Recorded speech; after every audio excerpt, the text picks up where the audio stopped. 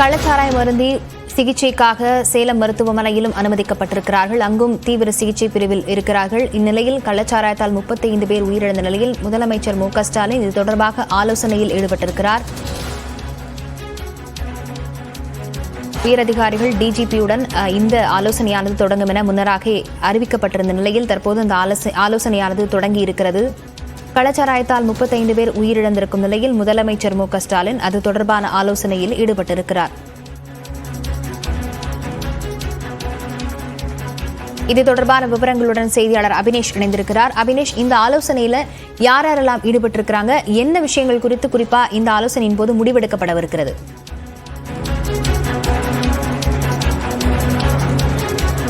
லாவண்யா, கள்ளக்குறிச்சி மாவட்டம் கருணாகபுரத்தில் ஏற்பட்டிருக்கூடிய அந்த கள்ளச்சாரம் அருந்தி இதுவரை 35 பேர் உயிரிழந்திருக்கிறாங்க. ஏறக்குறைய 100க்கும் மேற்பட்டோர் சிகிச்சையில் இருக்கக்கூடிய நிலையில முதலமைச்சர் மு.க.ஸ்டாலின் தலைமைச் செயலகத்தில் தலைமைச் செயலாளர் அதே போல காவல்துறை இயக்குநர் சங்கர் ஜிவால் மற்றும் மூத்த அமைச்சர்களோடு ஆலோசனையில் ஈடுபட்டு வரார். குறிப்பாக நேற்றைய தினமே மாவட்ட ஆட்சியர், மாவட்ட காவல் கண்காணிப்பாளர் ஆகியோரெல்லாம் பணியிட மாற்றம் செய்யப்பட்டிருக்காங்க. இந்த நிலையில தொடர்ந்து இந்த உயிரிழப்பினுடைய எண்ணிக்கை தொடர்ந்து அதிகரித்து வருகிறது. அதே போல சிகிச்சையை உயர் சிகிச்சை கொடுப்பது குறித்தும் அங்கு தொடர்ந்து எடுக்கப்பட்டு வரக்கூடிய நடவடிக்கைகள் குறித்தும் முதலமைச்சர் தற்போது விரிவாக இந்த ஆலோசனையில் பேச இருக்கிறாங்க. குறிப்பாக கடந்த ஆண்டை காட்டிலும் இந்த ஆண்டு இந்த பலியானுடைய எண்ணிக்கை தொடர்ந்து அதிகரிக்குது. இன்னும் 40 தொடும் அப்படிங்கிற ஒரு அபாயம் ஏற்பட்டக்கூடிய நிலையில் உயிரிழப்புடைய எண்ணிக்கை இன்னும் அதிகரிக்கும் அப்படிங்கிற ஒரு சூழ்நிலையில் முதலமைச்சர் மு.க.ஸ்டாலின் இந்த ஆலோசனையில் ஈடுபட்டு வரார். குறிப்பாக கள்ளக்குறிச்சி, விழுப்புரம் ஆகிய மாவட்டங்களில் தொடர்ந்து சட்டவிரோதமாக இது போன்ற கள்ளச்சாராயம் தொடர்ந்து விற்கப்படுவது என்பது அடிக்கடி வரக்கூடிய நிகழ்வா இருக்கு. அவ்வப்போது அரசு நடவடிக்கை எடுத்தாலும் இது போன்ற நிகழ்வு என்பது நடைபெற்று வருகிறது. இதை முற்றிலுமாக இதை கட்டுப்படுத்துவது குறித்தும் இந்த கூட்டத்தில் விரிவாக ஆலோசிக்கப்பட இருக்கிறது. குறிப்பாக ஏற்கனவே இந்த வழக்கு சிபிசிஐடிக்கு மாற்றப்பட்டு அதற்கு சிறப்பு அதிகாரியாக கோமதி அவர்களையும் நியமிக்கப்பட்டு அவருடைய விசாரணையை இன்னைக்கு தொடங்கி இருக்கிறாங்க.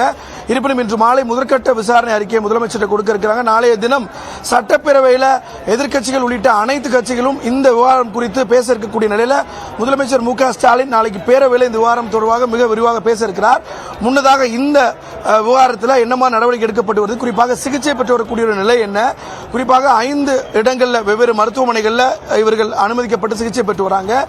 இந்த கள்ளச்சாரம் விற்பக்கூடிய மூல காரணம் என்ன, யார் இதற்கான முக்கிய காரணம் என்பது குறித்தும் காவல்துறை இயக்குநரிடம் மிக விரிவாக கேட்டறிய இருக்கிறார்.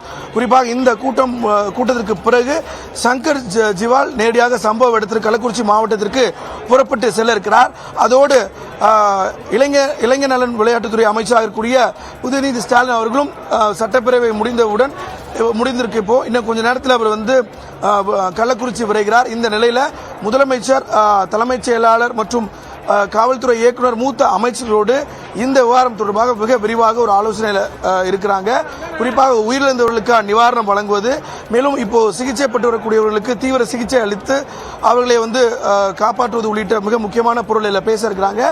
பிறகு இந்த கள்ளச்சாராயத்தை முற்றிலுமாக கடும் நடவடிக்கை எடுக்கும். குறிப்பாக இந்த வட மாவட்டங்களில், அதிலும் குறிப்பாக விழுப்புரம் மற்றும் கள்ளக்குறிச்சியில் அதிக அளவில் இந்த கள்ளச்சாரம் என்பது இருக்கு. எனவே அதை தீவிரப்படுத்தணும்.